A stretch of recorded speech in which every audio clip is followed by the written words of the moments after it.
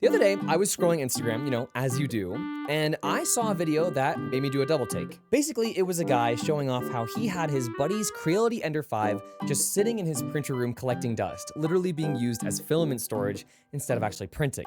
And in the video, the guy mentioned that it was sitting there because his friend had given it to him to fix. Because apparently it was such a hassle to fix himself that he didn't want to do it. And it was such a hassle for the guy fixing it that he quoted in the video, and I quote, "There should be a friendship termination button for anyone who recommends a Ender in 2025. Yeah, the Ender 3D printing platform is starting to get a little bit old. I think it started coming out in 2018, which was almost 10 years ago. Oh, that does not feel good. But is it really so bad to recommend an Ender in 2025? Or a cheap kit printer for that matter? Initially, I commented on this video with my immediate thoughts. I commented, why isn't the friend fixing it? That's the whole point of owning an Ender. So it breaks, and you fix it. And a couple people agreed with me on this. I think at the time of recording, this is up to like 60 likes. And since commenting this a few weeks ago, I've been thinking to myself a lot. Is it really so bad to recommend a cheap kit printer in 2025? Something that you know could break and would require some fixing? And after a lot of thinking, I decided you should absolutely buy that cheap kit printer. Here's why. If you've been watching me for a while, you know that before I did all this 3D printing stuff, I was doing animation content for things like Doom, making gaming content for things like Elite Dangerous. Basically, I was not doing 3D printing at all. I had no experience. But a little over a year ago, I was taking a fabrication class that had a 3D printing assignment. Basically, you just model a little cup, 3D print it, and you're done. And after doing this assignment and 3D printing one cup, I was completely sold. So I went to Amazon, looked up 3D printer, and basically just bought the first one I saw. It was cheap, it had good reviews, it was an Ender 3. And I had no idea what I was getting myself into with this thing. Soon enough, the printer arrived on my doorstep. My roommate and I took a couple hours to put it together, which was no easy task, but it was up and running. I think the first thing that I started printing when I got my printer assembled was this guy, Mr. Shape, who's a little guy that I made in SketchUp, I think? I don't know, he's pretty simple, but he was fun to print. And while the first print was a success, it was going to be followed by a lot of failures. Yeah, the second thing I printed was these little Joy-Con grips that I found on printables, which if you saw the video of me printing these, had horrible stringing. I know now that it was the idler tension or maybe the retraction settings that were causing this issue back then, but I only knew that because that failure happened in the first place. I kept printing, and soon enough, simple failures became full breakages. This printer was challenging me a lot. I think the first time I tried to print with PETG, I had like a terrible clog that I had no idea the cause of.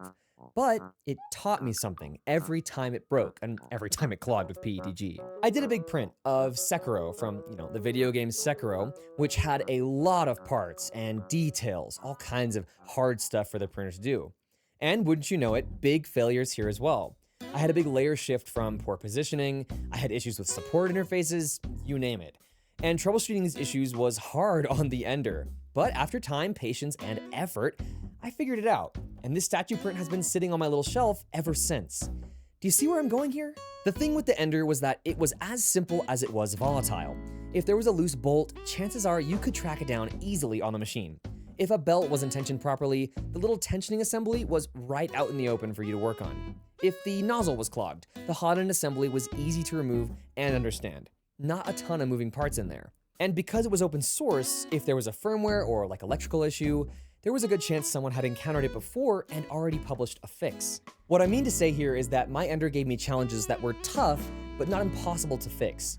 And it wasn't so complicated or feature-rich that if it did break, there was no hope of fixing it. And the Ender was just flat out not that incredible. It really showed me why the better printers on the market are better. And it was not too expensive to replace parts on. It was actually pretty cheap to fix when it did break. Speaking of better printers, a little while after getting the Ender, I got myself a Creality K1, which was on paper a lot better. But I certainly didn't get rid of the Ender. It was there for me. It kept printing when the K1 would break, which I soon discovered was a lot. And when this more advanced and complicated printer did break, it was much harder to fix than the simpler and easier to work on Ender. Yeah, when the K1 broke, I was extra lost on how to fix it. And I think that's because I had never seen under the plastic or built it to actually understand how it comes together. Not to mention that the repair parts for this machine were a lot more pricey than the repair parts for the Ender. I got tired of fixing it over and over and over and replacing these parts, so eventually I just sold it. And after selling the K1, I went through a couple more advanced and higher level printers than the Ender, but there was always a lurking suspicion that if something broke on these assembled high-end printers, I wouldn't know how to fix it, especially not for cheap. This issue was never there for the Ender. Sure, it required occasionally a lot of attention, and it broke a lot, and it was kind of low quality, and it had issues with printing certain geometries, and I got tired of leveling that bed manually so fast. But because I had built it and upgraded it and fixed it so many times, I had a special connection with this thing. When it did break, I knew exactly what was wrong with it. And for that reason, it was really special to me. This cheap device had become very personally connected to me. I felt a connection to it. Does this remind you of something in your life? Have you ever built your own PC, maybe worked on a project car, or had like a drone you built from a kit? Think about all of the troubleshooting and grueling hours of work you put into this hobby. Yeah, it was exhausting and maybe frustrating at the time, but aren't you glad you did? Aren't you glad that you put in those hours and now feel so much more connected to what you made? I think of 3D printing this way. Yeah, you can put up the money to buy a printer that just works. And to be honest, I think that the industry is starting to lean a lot more in this direction. But I think that in doing this, you deny yourself some of the best things that the 3D printing hobby has to offer. This connection and knowledge to your machine has maybe been my favorite part of 3D printing. Honestly, more than the 3D prints themselves.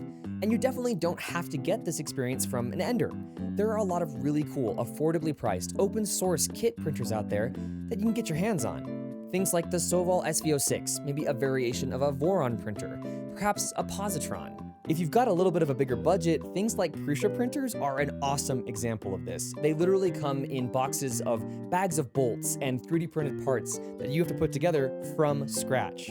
And building 3 of my Prusa printers has been one of the most fun experiences I've had with tinkering in a long time. There's a reason people call these things adult Legos. So all this to say, I have no guilt in my conscience recommending someone a cheap kit printer like this. As a matter of fact, I actually get excited recommending my friends cheap kit printers like this because I know the experience they're about to get themselves into.